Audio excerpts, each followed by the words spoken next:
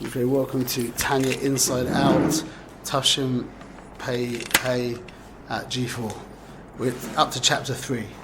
So, we discussed in chapter 1 the Nefesh Bahamis, and chapter 2 we introduced the source of the Nefesh Okis, where the Neshama comes from. Okay? And now we have really the interplay that the Jew is involved in, which is oscillating between identification with the Nefesh Bahamis or the Nefesh Okis. Yeah, the Nefesh Bahamis is a mortal being, creature, that, like all mortal creatures, wants to continue to live. Yeah, you could call that the survival principle, and that's driving everything. It just wants to be, okay? And that's driving everything. Everything we do that's bad, everything that creates trouble, is because of our desire to be. It can also do good things as well, but it's really, I suppose, any person who's connected to his humanity, everything is about being, whether it's being good or being bad or causing trouble or adding value, etc. But it's all about me being. The Nefesh Lakis is the opposite of that. We haven't discussed what it wants yet. We just discussed where it comes from. Now today we're going to discuss B'ezrat Hashem what it's made of. It's called the godly soul and its structure. Chapter 3 is a very foundational chapter in Tanya. Maybe it's the most foundational chapter in Tanya, definitely arguably the most foundational chapter in Tanya. And we're going to discuss the structure of the soul. And when we're discussing the structure of the soul, we're going to be discussing the structure of the Nefesh Halakis, the Neshama, but we're not only discussing, for all intents and purposes, the structure of the Nefesh Bahamis, we're discussing the structure of the concept of the soul, with differences, but bichlal. We're also really discussing the structure of all of reality. Everything runs off the same structure, which is the Esespheres. As we know, the Esespheres is the I don't want to say the blueprint. It's the inner structure of everything. It's like the atomic. It's the blueprint, though, right? The template. Yeah, the thing about building block. The problem with blueprint, which is what I was thinking of saying, is that you've got a blueprint for this building and a blueprint for that building, and they're different. So it's like the Klali blueprint. It's the blueprint of all blueprints. That's really the way of saying it. There's only one universal. It's the paper that it's like blueprints are written on. It's what? The paper that blueprints are written on. Maybe we could argue that. Maybe not.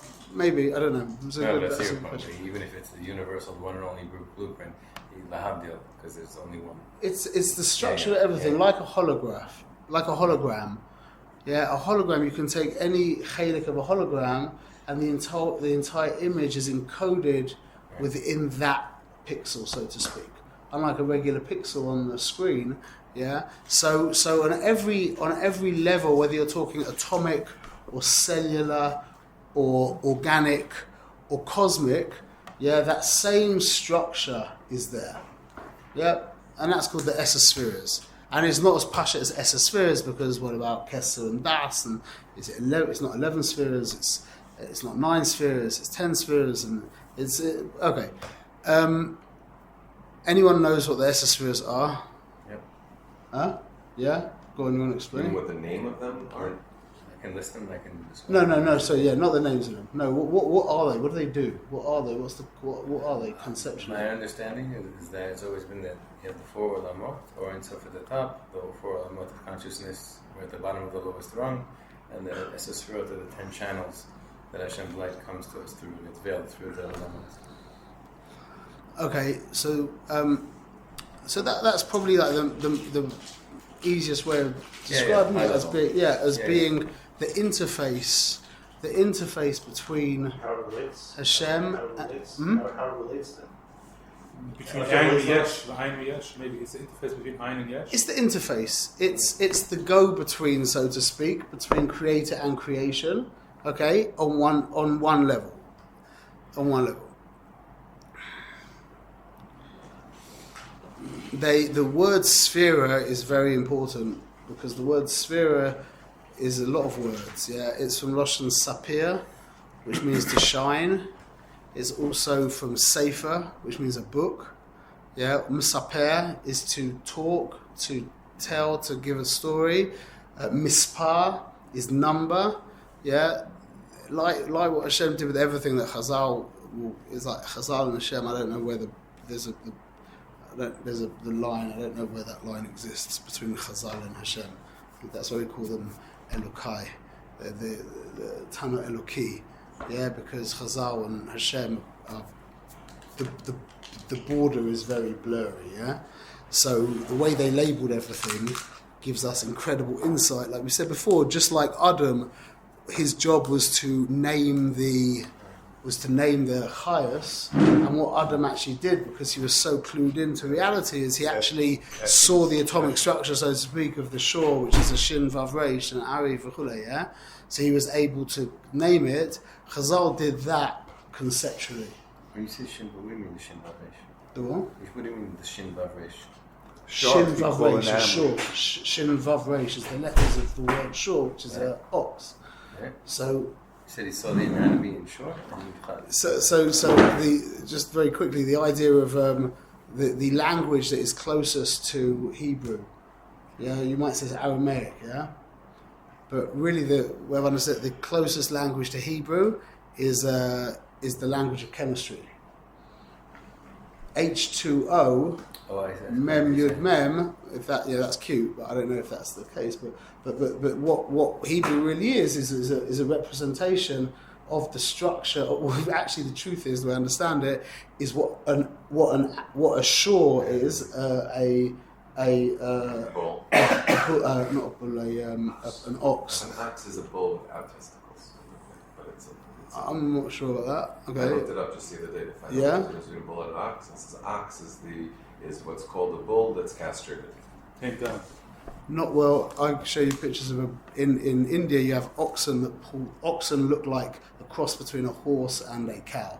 I understand they have There's different a things different- like that, but oxen are, that's what it said when I was. Okay. Either way, not important. The point is that you think that the word shore represents an ox, yeah, but that's not true. It's the opposite way around.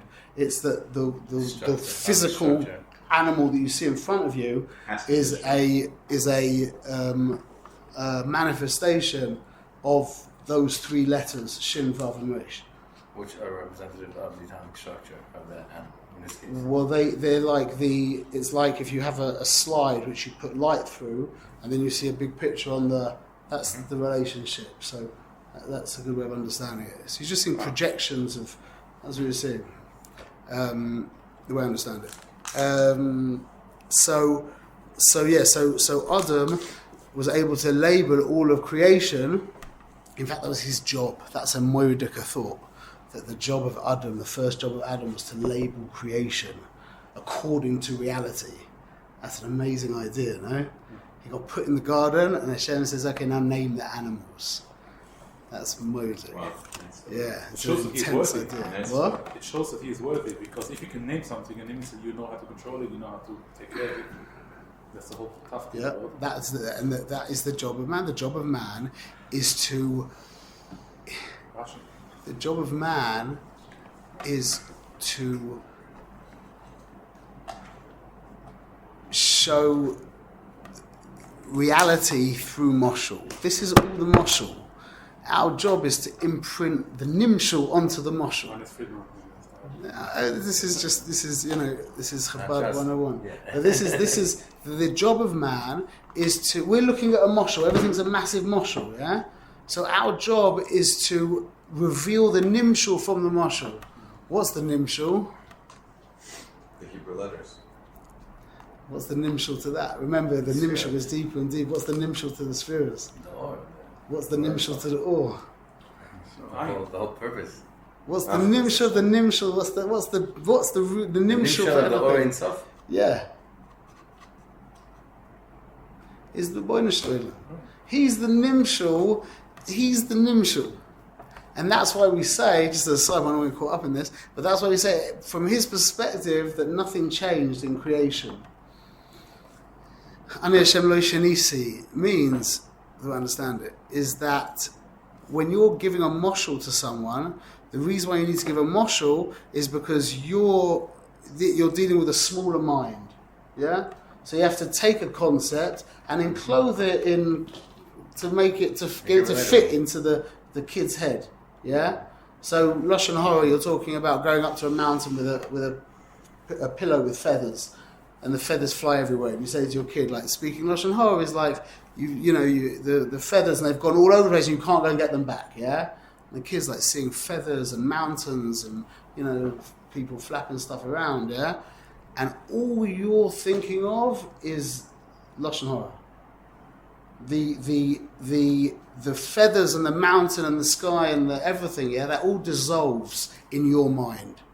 Because you could be talking about you could be talking about butterflies, we could be talking about, a volcanic eruption. You could be giving endless mashalim. They don't exist to you. You're completely focused on the nimshal. That's the inyan of reality. Is by the Rabbeinu Shalom. All of this is his moshel, is a moshel for him. He's the nimshal for the whole thing. So that's Ani Hashem lo shenisi. But we have to acknowledge that we have no idea what's going on in Hashem's mind. Yeah. We tell ourselves stories why Hashem made the world and what it all means. Hashem's telling us a mashal, so we see the nimshal that Hashem's telling us a mashal. But if we try to think what Hashem's thinking, that's where we get screwed up. Yeah. Is we tell ourselves what Hashem's thinking. I didn't say that Hashem's thinking. I said Hashem himself is the moshel. Well, he's the moshel.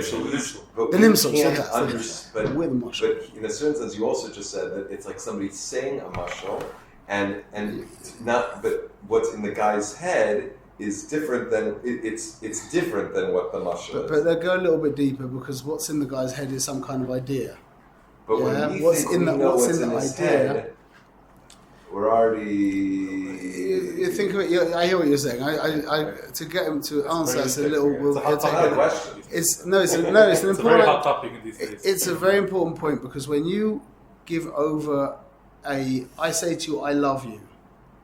Yeah? All I've done is I've taken a piece of myself called my love for you. I've packaged it. By the way, speaking is a moshel. Speaking is a moshel. When you talk, what I'm doing is I'm packaging me into letters, and I'm using that as a code, as a way to transport ideas from me into you. That's what a moshel is. It's a way of transition. Like you should say, I love you. You could love me for all kinds of reasons. But wait, forget that. Okay, keep it. Okay. But when I say I love you, what I'm doing, and I do love you, I'm taking my love for you, I'm packaging it into those words, those 8 letters ordered in that way, that create a vessel that you will be able to appreciate. They'll go into you, and then what happens is they get unzipped, so to speak, and my love is now inside you. So you receive from me my love. That's what we're talking about, the moshel. We're not talking about understanding God. You never understand what the concept of what his love is. You're just giving you the concept. I'm actually giving you my love. So Hashem is giving him ourself.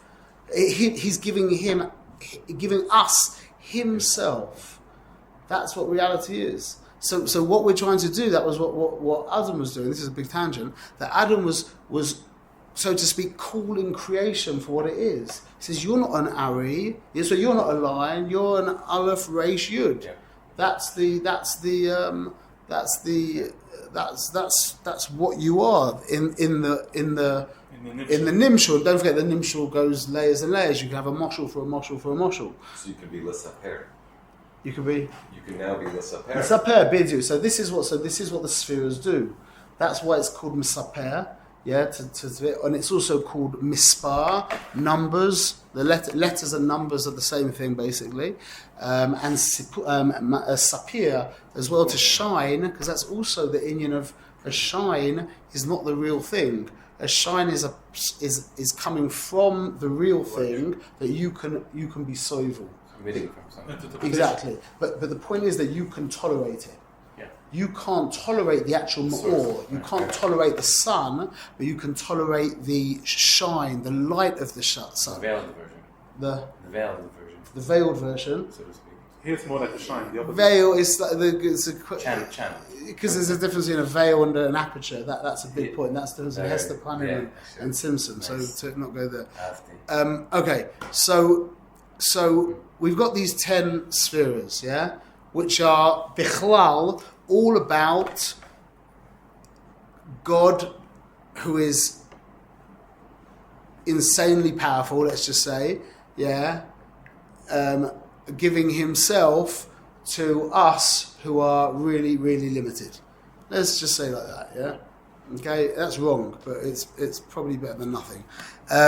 Now, what we're going to do is we're going to divide these 10 powers into 2 sections, okay? We have Seichel and Midas. In Kabbalah, generally in the Kisvei Ari, it's like he breaks the 10 down into so many different ways, and a lot of the time, like through the whole Shvira, in the whole Shvira Sakalim, he puts together Netzach and Hoid. So he talks about Keser and Das separately. It's a very important Shamil that he the breakdown is very depending on who's speaking. There's a lot of different ways. Okay, so the basic way that Chabad does it is, which is the Alter Rebbe, is we have Chabad and then we have the Midas. Okay, so in Kabbalah generally it's Kachab. Yeah, which is Keser Chochma Bina, but we're going to be speaking about it as Chochma Bina Das. That's Chabad, yeah, the famous acronym Chabad. And then we have the Midas afterwards, which is, in the spheres it says a Gavur, but in when we're talking about in Midas, meaning the anthropomorphized, when we're learning it in regards to us, we talk about Alpha and Yira. Okay? So we're kind of really, we're making it very... This is. This side and this side. Yeah. Did I speak to you about the idea of the resolution moshel? The idea of dialing down resolution. Yeah. I mentioned it. Like pixels, the number of pixels. When you crunch the number of pixels down, you end up with a Yes. low resolution image. To get this clear is like, I've been speaking to a lot of people. Even my chavrusa, yeah, who I told you, doesn't take anything from me. Yeah. If I'm saying something that's like 100% right, he'll give me a maybe. That's my chavrusa, yeah? I'm so thankful for him, mamash. If there's anything wrong with what I'm saying, it just gets absolutely destroyed. And like I said, if it's mamash foolproof, maybe. That's it. This, he said, yeah. This is mamash, this is real. Yeah, and this is really a way of understanding how learning works. It's so profound. I don't know why Hashem gave it to Jordan Peterson to give it to us, but that's how he did. Yeah, but Hashem chooses he has his drachim. So, although I think he's a good guy, I think you're not allowed to say that though, or be halacha. That you have an image, yeah, which is very high resolution. And you can see that it's mountains and a sky. And you turn down the resolution. So originally you've got 1 million pixels. You dial down the resolution. Now you've got 250,000 pixels. Meaning each 4 pixels, we took an average of the 4 and turned it into 1 pixel. Yeah? So now, for all intents and purposes, the difference between 1 million and... Let's just go without me having to explain everything. So the difference between 1 million pixels and 250,000 pixels in our Moshel is basically no different. Yeah? Unless you start to really zoom in. Yeah, now you take that 250,000... It's not zooming in, it's blurring it. It's not zooming in. No, because when you're looking at it from a certain distance, it looks fine. It looks exactly the same. But when you zoom in and you see, eventually you'll see that it doesn't contain as much information. As you zoom in, it gets blurry. It gets blurry, yeah. As you blow it up, you could say blow up, zoom in, same thing. So now, when you take an idea and you start dialing down the resolution, yeah, the idea will be taken, eventually it will get taken down to the very, very foundation of the idea. Which means, this is a picture of mountains and the sky. Yeah? That's what it's a picture of. Ask 100 people, you show them this picture, what's it of? They say it's mountains and the sky. Yeah? That's the picture. You could dial the resolution down to the lowest level. That would maybe, let's call that the ICO file. That's the file for an icon, yeah, which is very, very low resolution. If you were to take the picture of an icon, you know, the little computer picture you have, and blow it up really big, you would have to stand you'd have to stand a way back for you to like the picture in any way, yeah. So that ICO file, we'll just call it the ICO file. The ICO file is the very, very, we can't call it the essence of the idea, but it's the idea. Yeah? Look, what is it? It's mountains and it's not before the mice. It's like it's not. It's the picture. It's the picture. You can see it's mamash a picture of a mountain and trees. Might be a triangle. Well, wait, no. That's when you dial once you dial the resolution down lower, yeah. Oh, you're talking even your SOD. Yeah. What really is it a picture of? Right, Okay, don't get confused. No, Yeah, you're right. The lowest resolution would just be the shapes of what represent that. Until we get to the lowest resolution, which would just be 1 pixel, an average of all those million pixels, and you don't know what it is. It could be anything. Right. Yeah. So exactly. It's an important point. Sure. So now, what we do with ideas, this is where information works, yeah, and this is where the Gemara works, like all the time. If you I never heard anyone say this, yeah, but if you understand this idea, it opens up learning Gemara in this crazy way, because what the Gemara does, literally all the time, literally everything the Gemara does. When it says that there's a ruling from Ibn Nachman, and then it says, that's a stira to another Ibn Nachman in Kesubos and his din in Chazaka and his din in Gerushin. It's a stira, yeah. The Gemara says that all the time, yeah. Kasha Ibn Nachman or Ibn Nachman. What the Gemara did was it dialed down the resolution on the two ideas so much that at some point they look similar. And you're like, oh, look, that's the same, and this says different to that. So we've got a kasha. And then the Gemara will come back and say, no. Okay, I understand that you've dialed the resolution. At this point, they look similar, but you're wrong. Why? Because if you turn the resolution up on this a little bit more, you'll realize that this is mountains in India and this is mountains in Italy. And that causes a big difference. You with me? That's how information works. It's an amazing idea. So when we're learning, we want to get the ICO file. That's 101. Get the ICO file, and now the whole avoider of learning is adding resolution to the image. Yeah? And I was saying this to you, Ahmed, that I'm in this position now where I'm teaching people here, so I have Talmidim, so to speak.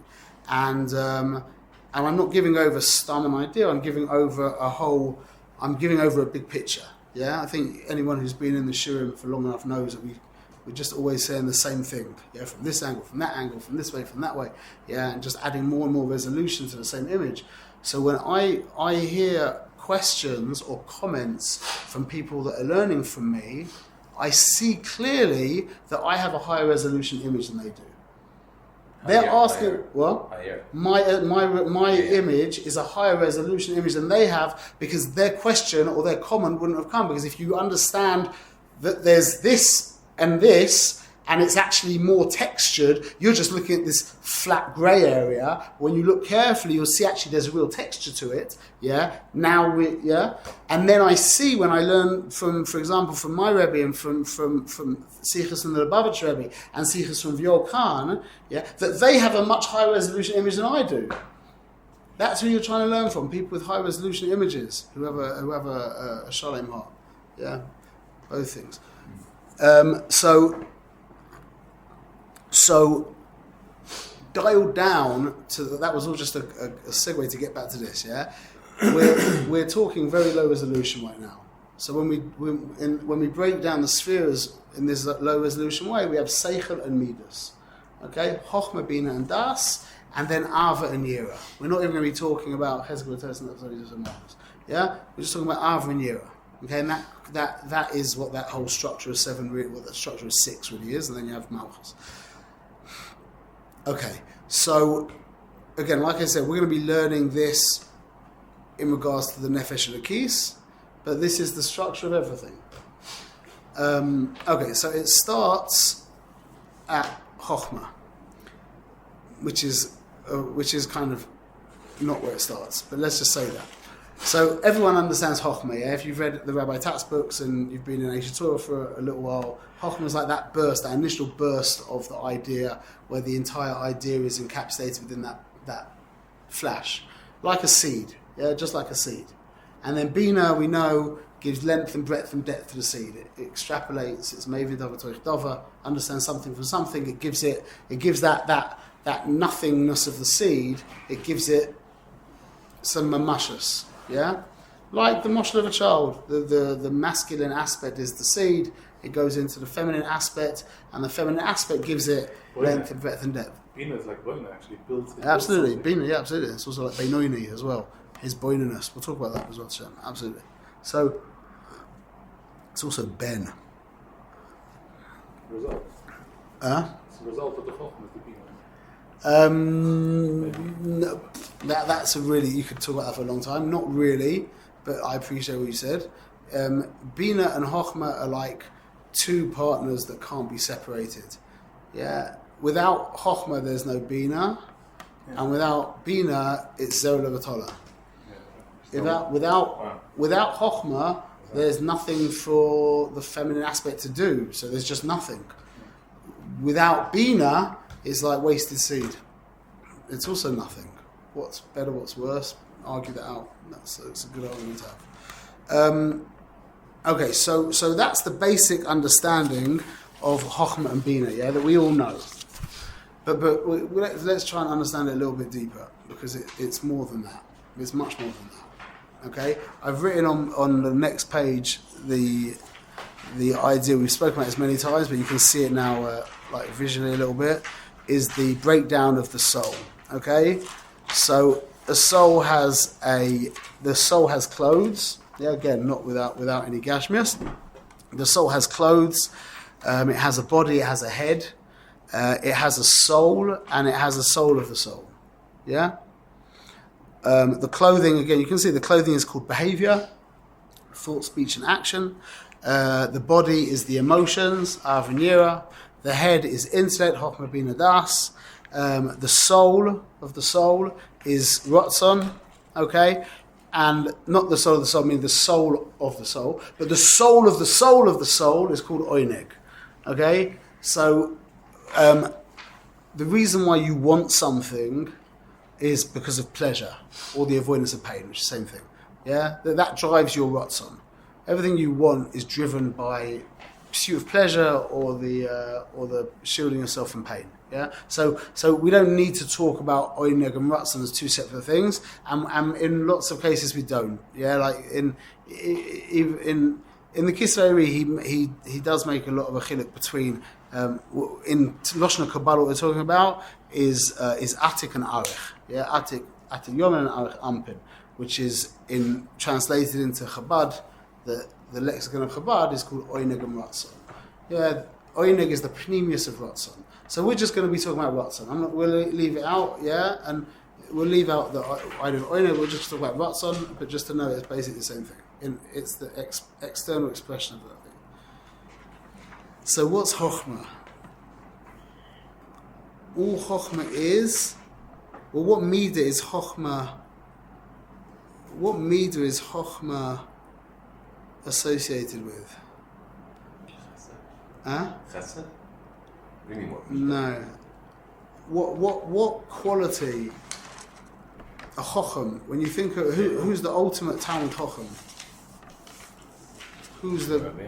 Yeah, Moshe Rabbeinu. Here's Ish Anav Ma'oid. A Nivus and Chokhmah are. There's no Chokhmah without a Nivus. Meaning that there's. You need to be an Anav to be Makabal. That's what it is. You need to be able to say, I don't know, to be able to receive something new. That's what Chokhmah is. Chokhmah is a Pesach. It's an empty space. So everyone knows that the Nakudas all link up with the spheres, yeah? So Komats goes with Kesa, which is the ultimate, Tzimtzum. That's Komats. What? Kamatz is the ultimate Tzimtzum. Well, Kamatz. Komats is from Russian Komitza, like to go like that. Okay. Yeah, that's so that so Kesa is the ultimate Tzimtzum. Okay. I'll tell you something. When Has told me, what was the ultimate Gilui that ever happened in all of reality ever? The ultimate Gilui. Matan Torah? Much more than that. The ultimate Gilui, incomparable to everything else after that, was the initial Tzimtzum.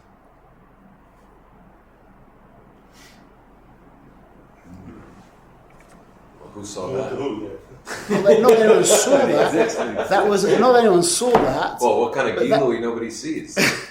That's not Well, my no, Gilui. that is. You can't have a Gilui that no one sees. The What? Gilui is about you. Initial It won't be a symptoms. makabel, but the Gilui is not to do with the one who sees it. The Gilui is to do with you. But that was the ultimate Gilui that ever took place was the initial Tzimtzum. Meaning, everything. Whenever you reveal yourself to someone, like you give something of yourself. Meaning the initial light into like the initial Tzimtzum of Or. Of what? Of Or. Of whatever is Tzimtzum is always Gilui. The reason why there's Tzimtzum is to reveal. That's the point of Tzimtzum. So the initial Tzimtzum, which was the biggest of all Tzimtzumim, was for the ultimate Gilui. And it was the ultimate Gilui that Hashem stopped himself down, whatever that means, to a point where now there was all Ein Sof. Okay, let's not get caught up in this. Same way as Hesteponim, the more Hesteponim, the more Gilui. It's true, like, the more I don't see, I know that Hashem exists because it can't be otherwise. Hester it's Panim like- and Tzimtzum is very different. Hester Panim is actually a little different. Hester Panim actually conceals. Tzimtzum reveals. Hester Panim is like a Tzimtzum veil. puts They have a into my different perspective. functionality also. Tzimtzum makes it possible for human eye to get it. Well, put it this way: if the Because world was we are- created just with Tzimtzum, without Hester Panim, we would all be godly robots.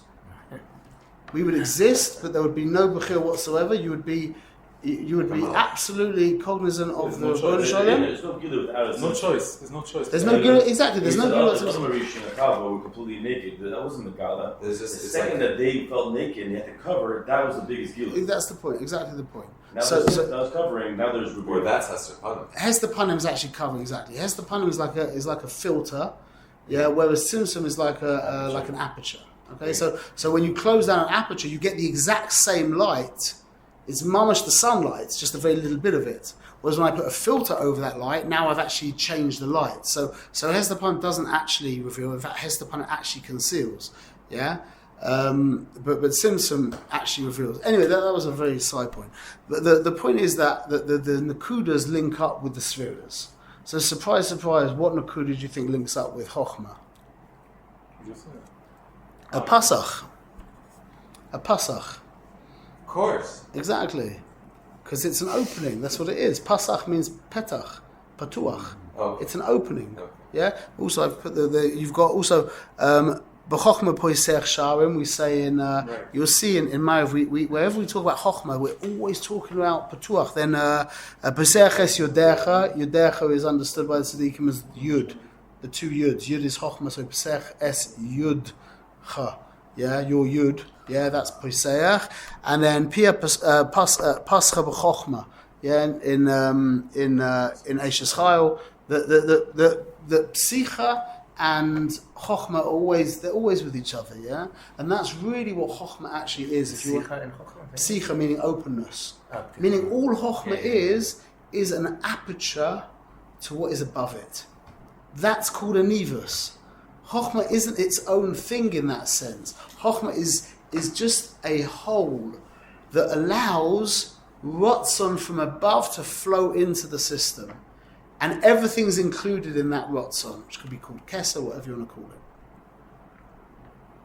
So that's the beginning of the process. So for example, yeah, I was in Palm Springs a couple of weeks ago, and they're building a new Disney not Disneyland, like a Disney, World. like a Universe. like a residential, a Disney, Oh, wow. a Disney residential thing. Yeah, Wow. it's a mile by a mile. Yeah, it's a whole city, the whole monstrous. They're building the whole town, mamish, the whole town. It's Resort. huge. Resort. What? A resort. When I drive past that and I hear now they've got, last time I was there a year ago, there was no fencing. Now they put the fences up, yeah. And as I drive past, I'm just thinking, what a chutzpah. The one man, I thought this by the the Tanuva buildings on the top of Bar Ilan. I drive past them. Now they're just normal, but when they first got built, I used to think like, what a chutzpah.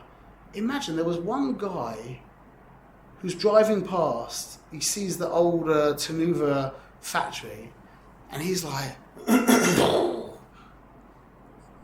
and he sees this monstrous, 1,000 units of real estate with shops and roads and parks and everything, yeah?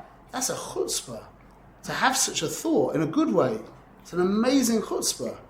You understand? I don't have thoughts like that, I have little thoughts of like, this is now a little project, whatever, yeah? But people have big, where does that come from? What is that? Maybe, yeah, it could be. But what that is that their chokhmah is open, and there's an influx of rotzon, whether it's from the Sitra or from the side of Kedusha, that you can talk about. But either way, there's an influx of some huge energy, and that becomes, Jerry looking at this empty spot thinking, wow, Disneyland, let's make some money, yeah? Now, that's the chokhmah. He saw that whole thing, yeah, in his mind, in that amount of time, you've got the whole thing built. You've got, thousands of houses and swimming pools and palm trees and sprinkler systems and shopping centres and cinemas and all the funny things that they build over there, yeah? He's got the whole thing in his mind, yeah? Give him a pen and paper, he'd be like, whoa, relax. I can't draw it out, yeah? But the thing is in his mind.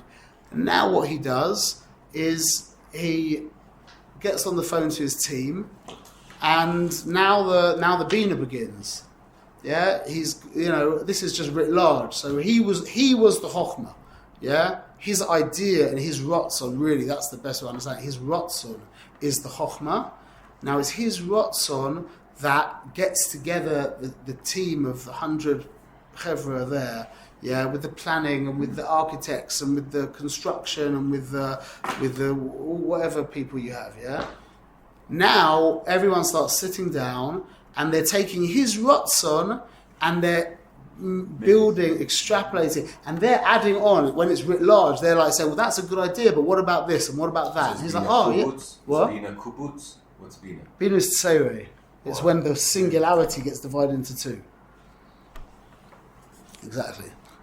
So that's Nasa Shutta for Kodesh Baruch Hu is people adding on stuff, like you say, they're adding on is... We're putting our ideas into the picture. Yeah, that's a nice way of saying it. I never thought of it like that. That's nice. And the influx of energy into the chokhmah, you said it's either from Fitrach or... Don't say it's the influx of energy into the chokhmah. That's not the right way of saying it. It's the energy... There's an influx of energy through chokhmah. The chokhmah doesn't have anything for itself. It's the chokhmah energizes. So now you've got two options. Either that energy falls on the floor, which is like when you have your friends turn around to you and they say, "I've got this unbelievable idea," and they tell you this whole thing, and then the next day they're like, on to the next idea. What happened to that idea? That's called Zoel Vatola. That's Rotzon coming through, chokhmah falling on the floor. Yeah, that's a tragedy. It depends on the idea. Usually it's a good thing. But you said the source is either Sitracha or... Right. If you were I think so. I'm not sure. I don't know about that because comes from a Mukim Kedusha. Kedusha or not Kedusha? but I'm not sure if at that level I don't know if there's a chiluk if those if tumor is something to do with how it comes through the chokhmah and then the bina and then really the midas is where Ra really takes a hold. Right. So I don't know. Either way, it's an influx of energy. Yeah, that the chokhmah. That's why it's called a Talmud Chochem. Yeah, he's allowing that flow to come through. That's the whole inyan of a Talmud Chacham. A Talmud is the paradigmatical example of an Anov. You can't teach someone who's not humble. Nothing. Yeah, that is a prerequisite for learning. So a Talmud Chacham has to be, by definition, he's humble. He is humble. He's a Talmud of the Chacham. So anyway, so the energy flows through, and within that energy is everything contained, and now the Bina extrapolates. Yeah? So we've got Chokhmah and Bina. And that happens in all processes, of all intellectual processes. Yeah? So what's Das?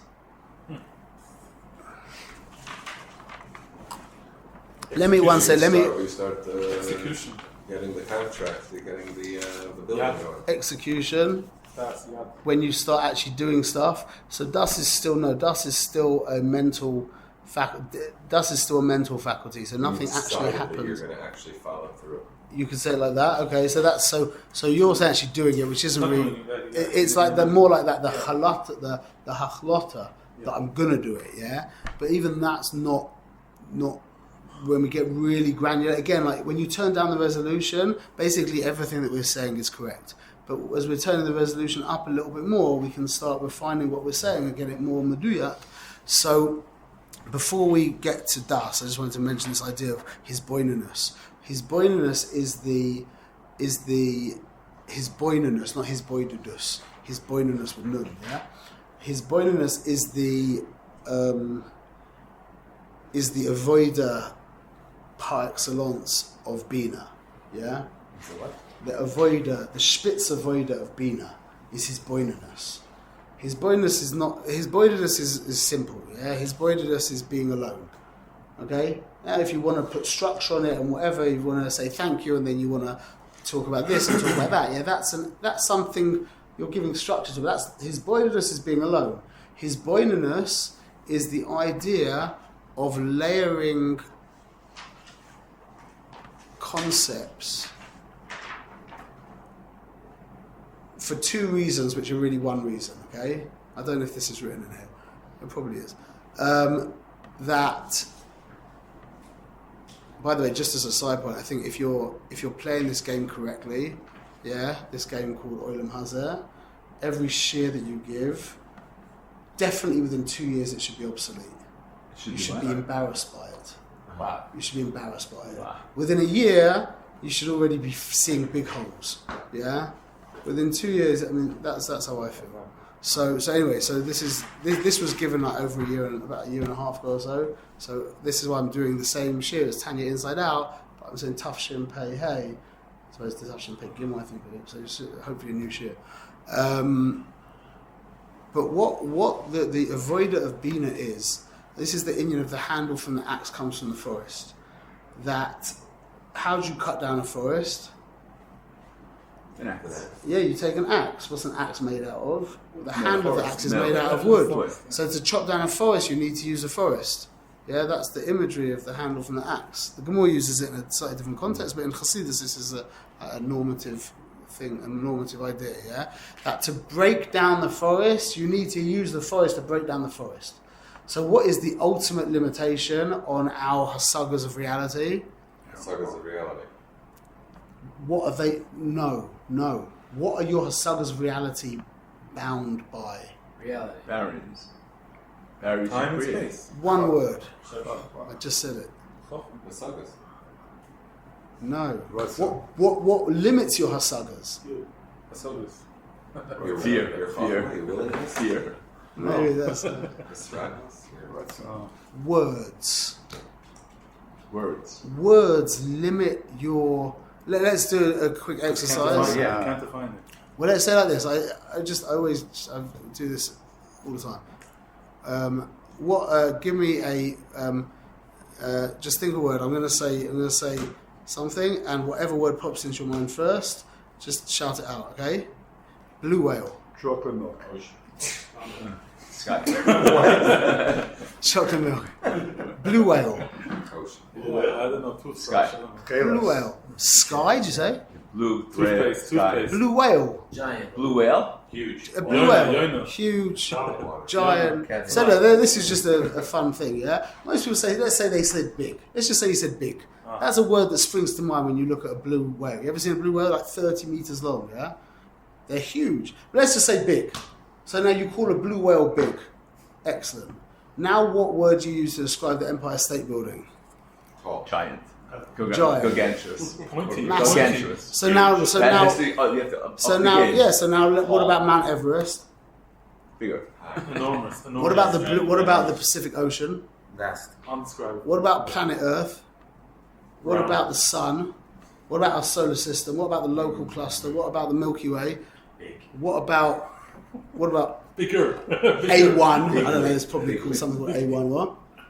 You hear what I'm saying? Another good example. Another good example is take an iPhone. Yeah, smash it. It's not a bad idea. We do it Yeah, here all the time. open it up. Open it up. It's okay smashing it, but the problem is when you put underpants on your head and start lighting fires and turn it into a religion. That's a problem. Not that you do that. We do I'm it as saying- well. We did it also. Was it someone laughed? Yitzy Cats. Yo, Yitzy Cats listened to the G4 class and last week he was laughing his head off. But when I spoke about the slippery guy, and then you said, and if you don't know who that is, it's you. Anyway, you said that last night. Anyway, so I had someone come to my Shabbos tish one time who was like a microbiologist, a random guy from the coast or something, my kids' hubs, yeah? And I could see he was a really clever guy. Like, he really knew what he was talking about. So I was like, just drilling him the whole Shabbat, like the whole Suda. I'm just asking question. And so I asked him a question like this. I was trying to think of the most complicated thing I could think of, yeah? So I said to him, tell me, what's more complicated? One human cell or the entire world airport system? Because it's like really one system, yeah, with, you know, hundreds of thousands of aircraft, millions of people, yeah, billions of pieces of luggage, all the money, all the scheduling, imagine the whole thing, yeah, it's like absolutely mind-boggling, yeah. I said, what's more complex? 100%. So he was like, yeah, it's not even comparable. It's absolutely incomparable. The complexity of a cell is you're talking about two different kinds of complexity. What's You've got the another word. complexity? No, meaning that there's just they're two levels. No. On a level of magnitude. On a level of magnitude, yeah. Meaning on a level, yeah. No, I'm talking on a level of magnitude. Just the Yeah, intricacy alone. I said that wrongly, but obviously they're also one's organic, one's legit, whatever. But just the concept of lots of moving parts all working seamlessly together. On a level of magnitude, which is a din on kamus as opposed to eichus, yeah. A din on kamus, a din on quantity as opposed to quality. Like Yeah. there's mitochondria, there's DNA, okay. Either way, the point is, this is the point. You have a word more than complex, other than very complex, extremely complex, Is there a word that really, describes it really more than- complex. So I'm using the same word complex for my iPhone. When you open up the iPhone, yeah, you call it complex. That's mamash complex, yeah? Now I'm using that same word to describe the world airport system. And I'm using that same word to describe a cell, and now take 50 trillion of them It distorts and the have meaning, them in. sure. It's like you've lost all Yeah, concept, yeah. bichlal. So the ultimate limitation to al-hasagas are words. Yeah. So his boinaness is using words to break free of the chains of words. By layering concepts, we are able to break free of words. So this is my example that I do. And I think I've probably done this to you before. That's a crazy fact. This is it. This is normative Tanya. Yeah, beautiful. So this is the example that I always give. Is that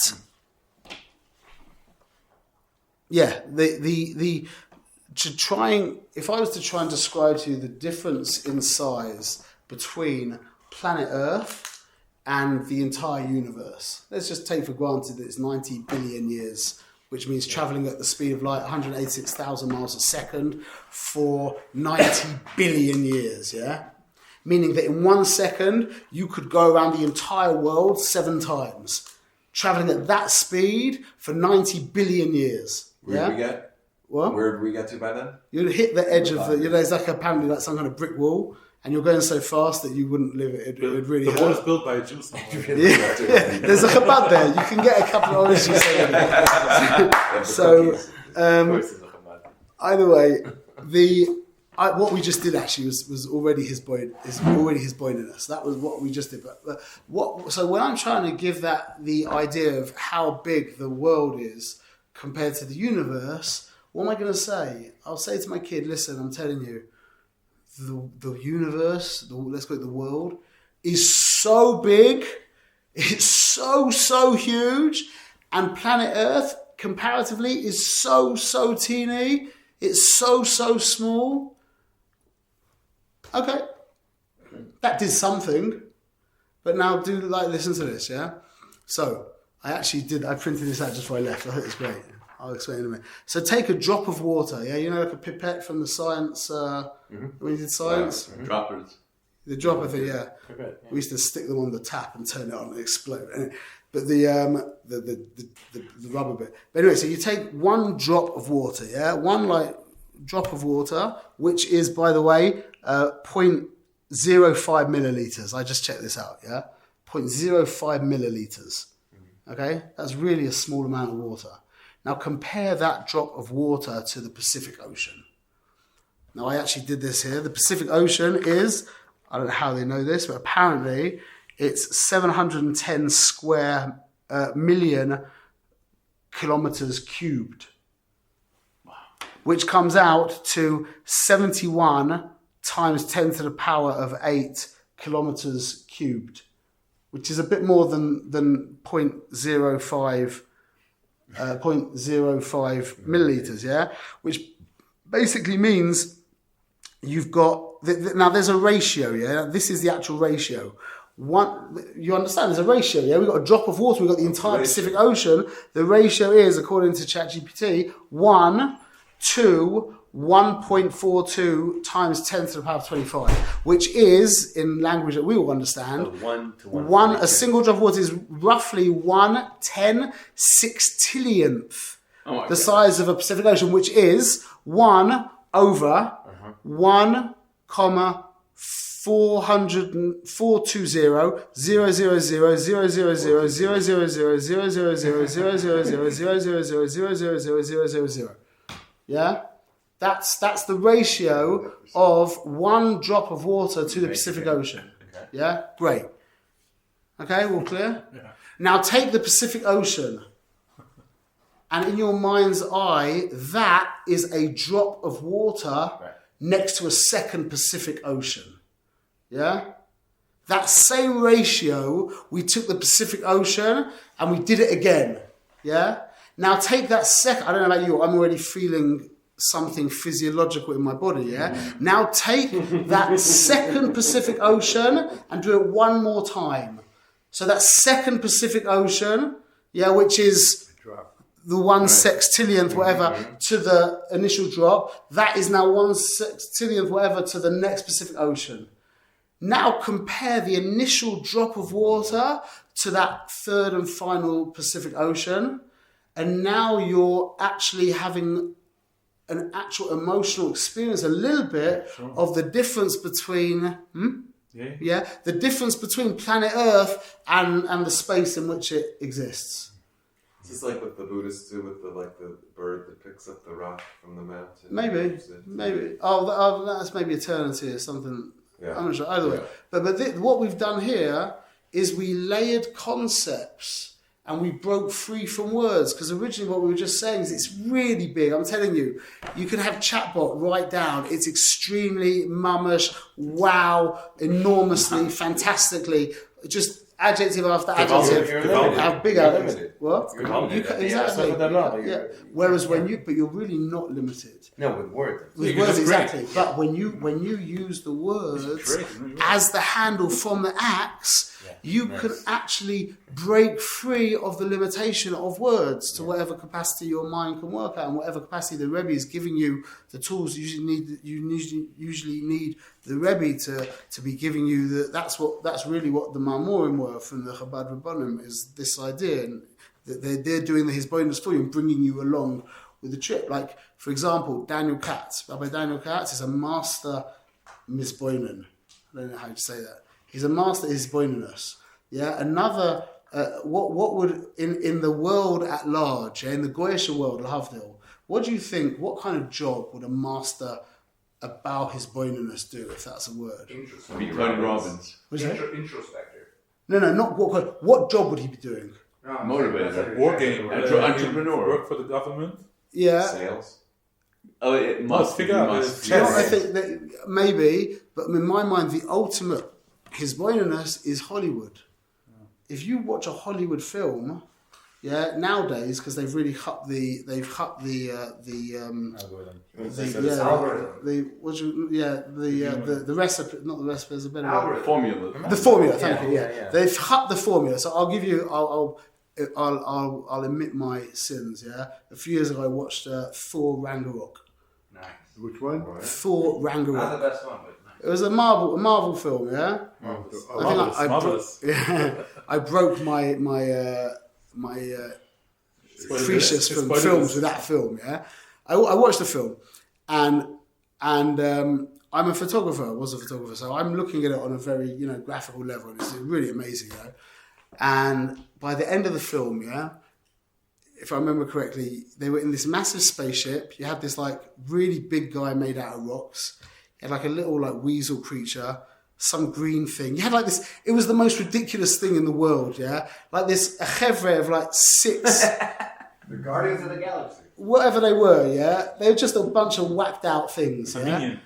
and they're in a spaceship with a princess sticker woman driving the spaceship, like something my kids would have done, watching the planet exploding, like all looking at the planet exploding. I'm sitting there, and I've got tears pouring down, like not pouring. I'm crying, and I'm like, Wow, they hit me. Diamond, what is up with you, man?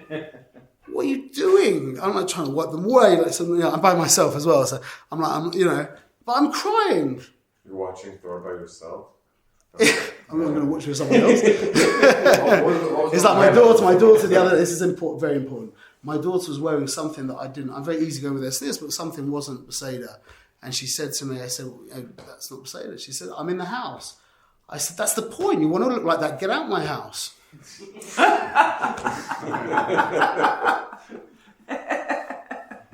So Huge stuff. So anyway, I'm not going to watch. Although nowadays I do occasionally watch a film with one of my kids. So Anyway. you cried, you always crying. You're National crying. Star. I'm crying. What is that? That is a bunch of super clever people in Hollywood, who've sat there for many, many hours with a big budget, and they've what? The Russo brothers. Whoever.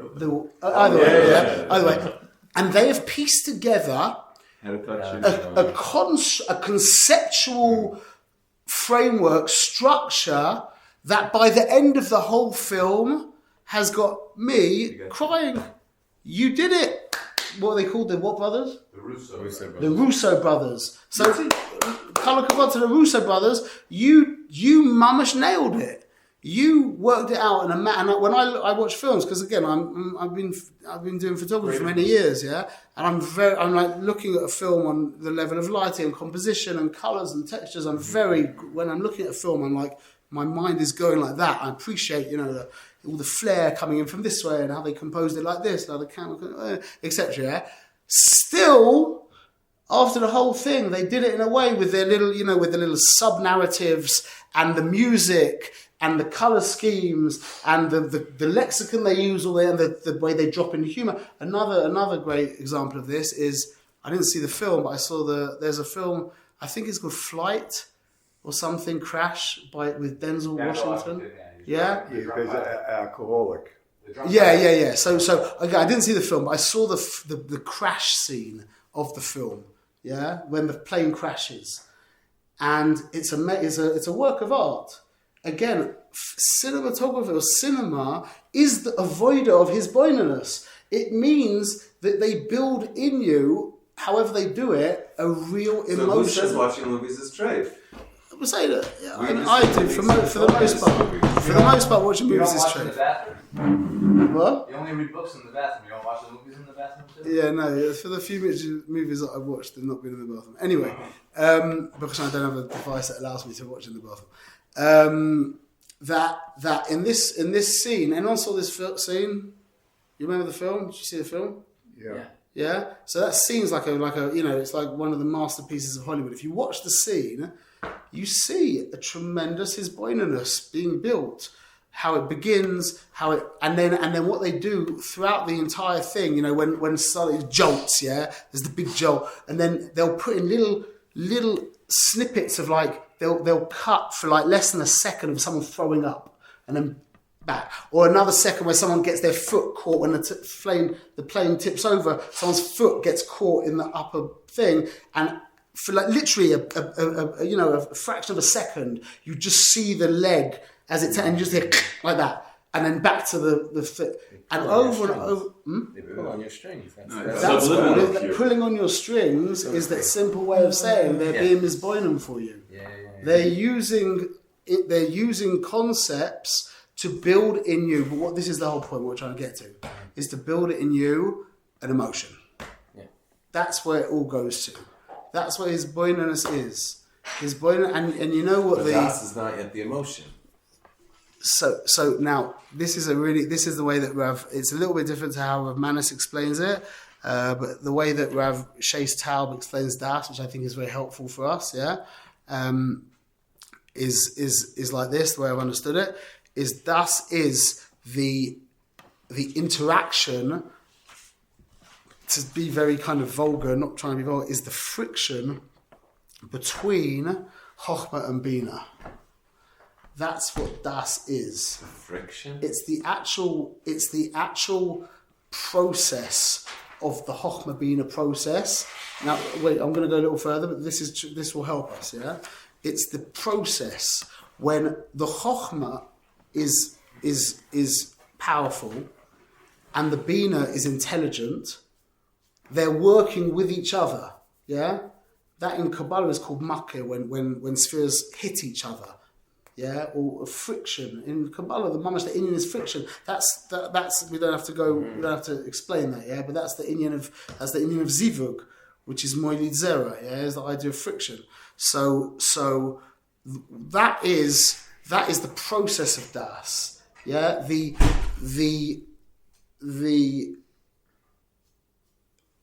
Das is not the conception of the baby. Wait, or so the birth of the baby. Again,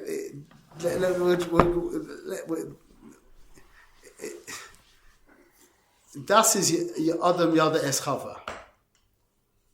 That's das is the act of The connection. intimacy. The actual fit, it said Adam knew his wife. It means he was physically with her. That is what that. So das is that process of being physically with. That's the moshul. Yeah. This is still moshul, but on the nimshul of that, yeah, that's what das is. Das is the bina and the chokhmah interacting in such a.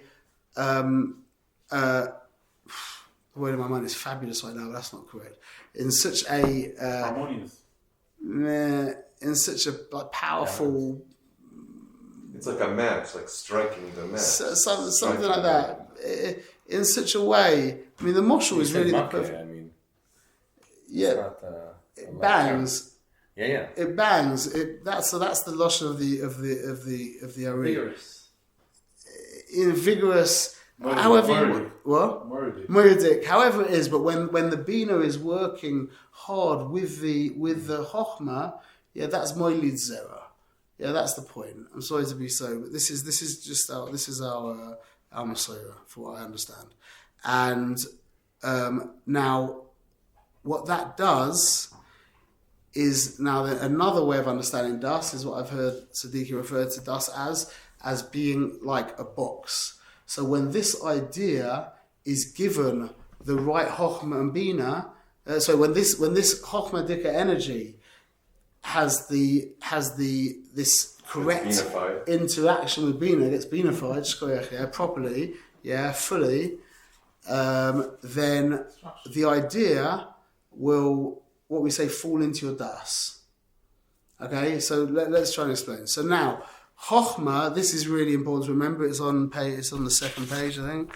This is the breakdown. This is the best way that I've seen to define Chokhmah, Bina, and Das. Chokhmah discovers the idea, Bina develops the idea, and now Das identifies with it. What does that mean, identifies with the idea? Okay, so as we've said many times, everyone's heard this before, so you're new to this year, but I'll just say very quickly, is that when you really beanified a chokhmah, which means you've really worked on this idea, you've spent years learning about this idea. Like, let's say Sigmund Freud, he's out to, I don't know if he was married or whatever, he's out to dinner with his wife, and the person at the table next to him says ego. What will he do? He'll turn around in the exact way as if that person says Sigmund. In the exact way. Sigmund is so identified. What's your name? Was it Nissim? Nissim. So what are you into? What do you do? You have a job? Fintech.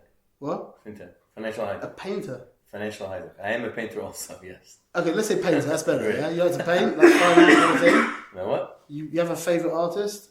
Van Gogh. Van Gogh. Okay, so you're in a pizza shop with your wife, and you hear the person next to you say Van Gogh. You turn around. Yeah. Okay. You identify with it. Sure. Just in the same way as they said Nissim. Now it depends on how identified you are with Van Gogh. If you're ultimately identified with Van Gogh, then you would turn around. Well, it depends how identified you are with your name. Understand? Mm-hmm. It's to do with how identified you are with it. If you're absolutely identified with something, you will turn around. You will turn around in the ultimate turning round you could do. Okay. So if you're a little bit identified with it, what? So ego and Freud for sure. Yeah, exactly. If someone would insult Van Gogh, he would feel like, hey, you insult me, like... Okay, we could go into many different places. 100%, 100%. So also if someone was to kill Van Gogh in front of you, that would be very difficult for you. Anyway. But the point is that identification means that you've merged with X. Your sense of self and X have merged. Now this is a really important idea. How much to do with your sense and self is 2 times 2 equals 4. Ask the question again. How much to do with your sense of self is 2 times 2 equals 4? Meaning, well, you can say it like this: if we were all to die now, how would that affect 2 times 2 equals 4? It wouldn't. In absolutely no way, shape, or form. Intellect. One is logic, one is not. So logic is completely objective. The intellect is objective. Really, the intellect is mamash objective. Sure. Everyone's intellect is objective. Really, it's like a calculator. Even the Nefesh Bahamas is intellect? Yes. No, that's complicated. Let's not say that. The problem with the Nefesh Bahamas' intellect is because it's so dominated by its midas. But the concept of intellect is 1 + 1 = 2. Sure. You've got no wiggle room there. Yeah. You want to imprint your own signon on 1 + 1 = 2. Good luck. You can't personalize 1 + 1 = 2. It's just what it is. But what about your emotions? They're called your emotions. Yeah. So our love for our parents, if we die, that love disappears from the world. Meaning it's absolutely dependent. Oh yeah, basically, in the way we're understanding it, you mean like the ahava that we show them? Well, no, your love for them, without you there, whatever happens, it might be that it follows on. In fact, it probably does follow. But the point is that your love for them is predicated on yourself. Yes. Okay. So your understanding of 1 + 1 = 2 is to do with 1 + 1 = 2. Your love for X is to do, it comes from you. Yeah? So many, this is so foundational we're learning here. You can go in so many different ways with this. But just to try and keep on target. So Chokhmah is the initial idea, let's say, yeah? Bina now is the interaction with that idea, yeah? And now if that takes place with enough energy, so to speak, whatever, yeah, now that causes das. Or the process is das, and then the das means that now that idea starts to become personal. And that's the reason why we started to feel something with that exercise about the size of the world. Right. You started to feel an actual physiological something started bubbling, some chemicals. I mean, internal emotions are just chemicals anyway. So basically, now that's what das is. Das is like the process of and the result of. What's the nakuda of das? What do you mean? The chirik. What's the das? Does das have a nakuda? Oh, what's the nakuda of das? I mean, it's a shva. Not the 3-1, the 3? Segel, I think that's Tiferes. Or maybe, I don't know. Someone can look at that. Oh, what's the nakuda of das? Love dachel Shem. Yeah, the same difference. Keter is like hamazit, so das is a o, a, e. Basically, the way it pronounce the letters. So Yud is an O, and then He is A, and then Vav is A, kamatz, and then an A again. O, A, A, A. Oh, but when you take the 10 nakudas, when you take the 10 nakudas to the spheres and Malchus doesn't have a nakuda. They're all nakuda. No, Malchus doesn't have a nakuda. It's not considered a sphere, it's considered as Keter. Right. What's the Either way, yeah, it's a good question. Oh, so of course that's not going to happen because that's not okay. Is it? We have the black in the back of Lakutim around there. The black one. He has it. Yeah, anyone. I just did the same method for thinking. But that's also He says it. All Malchus doesn't have. That is included. Das is. Yo, do you think we can set on the Mazgan? Can we turn on the Mazgan? Das is. We're in a different league. 45. It doesn't have a nakuda. It doesn't have a place to the chiyus of the zone. Oh, because it's not part of the. So it doesn't have a nakuda. I'm sure there's breakdowns, but it does have a nakuda. Wait, Gevura is shva. Yeah, shva is shva. Okay. Either way, that was a red herring. Yeah. That's it. Yeah.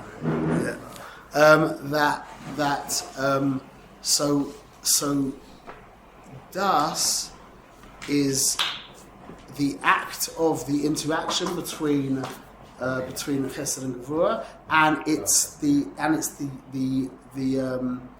product. Wait, between Chesed and Gevura? So between Chacham and Bina. It's like kind of the heat that gets created. So to speak, in a sense, it's really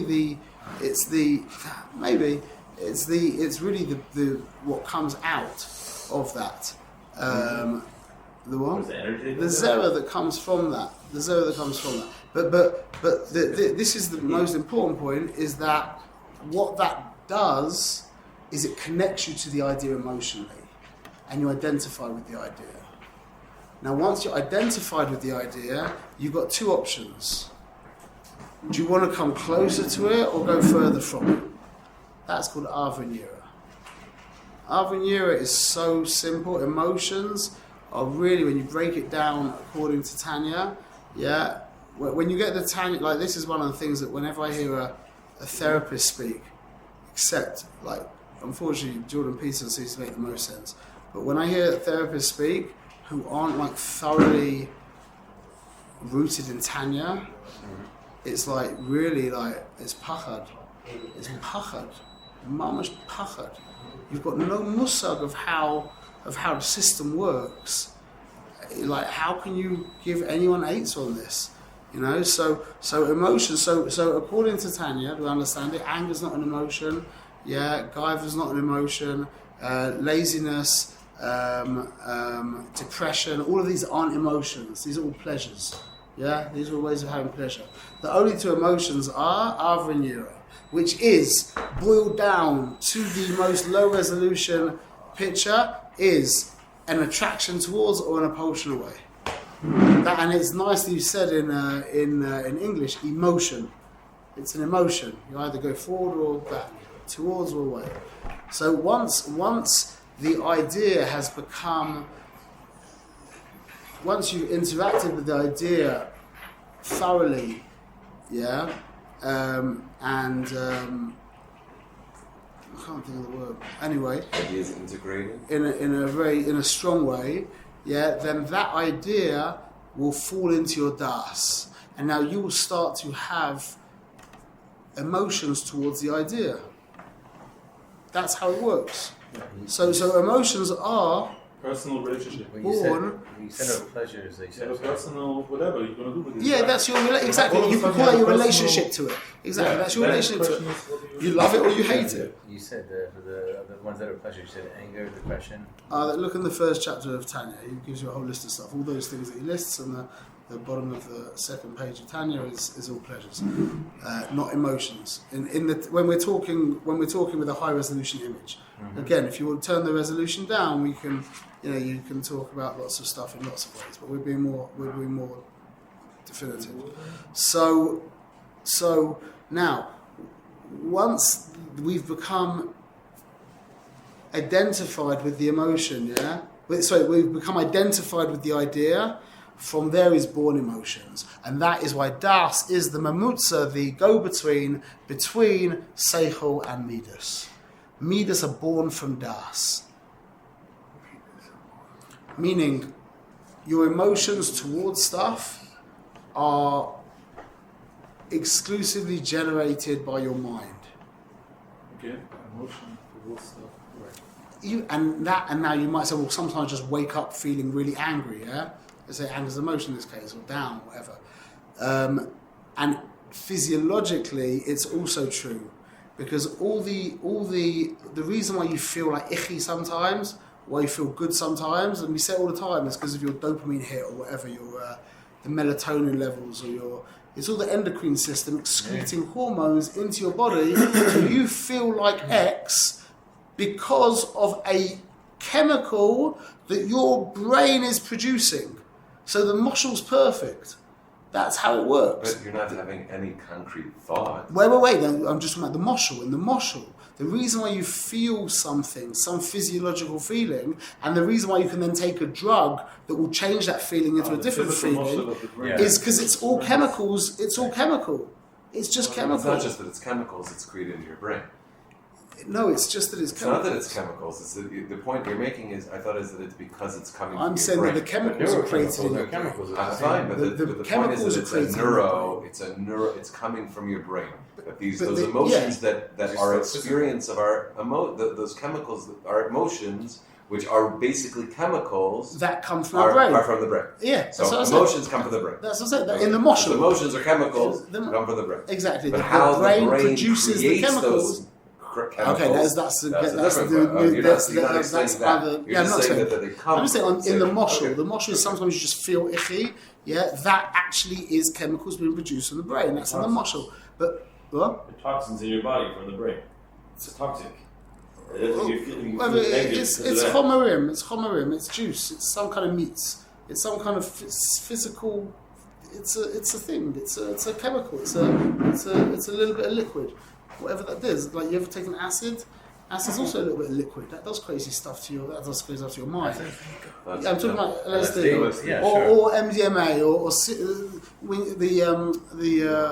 the psychedelics are different, yeah. But like amphetamines and speed and cocaine and all those kinds of drugs, yeah. Heroin as well. They all are chemicals that do stuff to your body. They make you feel stuff. They make you feel things.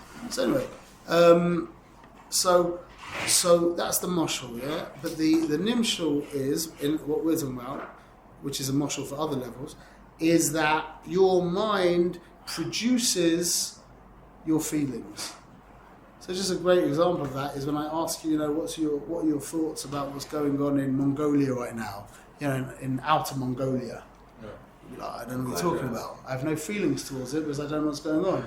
I mean, probably something bad, if it's... Well, I used to say about Africa, if it's in Africa, then for sure something bad's happening.